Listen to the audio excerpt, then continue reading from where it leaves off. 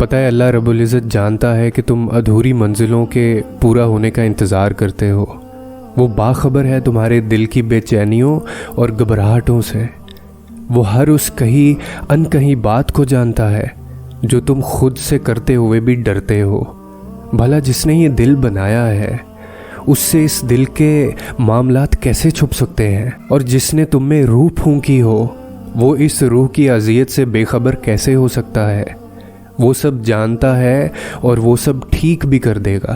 وہی دلوں کو قرار بخشتا ہے اور وہی حالات کو بھی پل بھر میں پلٹ کر رکھ دیتا ہے کہ پھر روتے ہوئے ہنستے ہیں اور رلانے والے روتے ہیں۔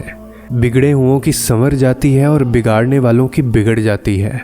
بے چینیوں اور گھبراہٹوں کو راحتوں میں بدل دیا جاتا ہے، حتیٰ کہ ہر طرف رحمت کے آثار نظر آتے ہیں۔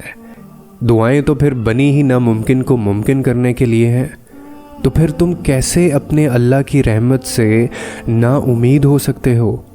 اس کے حکم کے بغیر تو درخت کا ایک پتا تک نہیں ہل سکتا۔ تو پھر تمہارے ہاتھوں کا اٹھنا بے وجہ نہیں ہے، وہ تمہیں نوازنا چاہتا ہے، تبھی اس نے تمہیں دعا کی توفیق دی ہے۔ وہ تمہارے لیے بہتری چاہتا ہے، تبھی اپنے در کا پتہ بتا رہا ہے۔ بے شک اللہ تمہارے ساتھ آسانی چاہتا ہے۔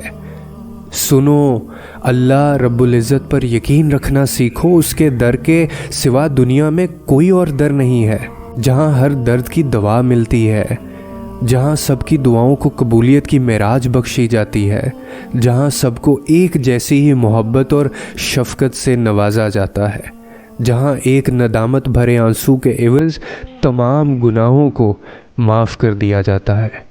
بے شک تمہارا رب بڑا مہربان ہے اور وہ اپنے بندوں پر سدا اپنی رحمتوں اور برکتوں کے دروازے کھلے رکھتا ہے۔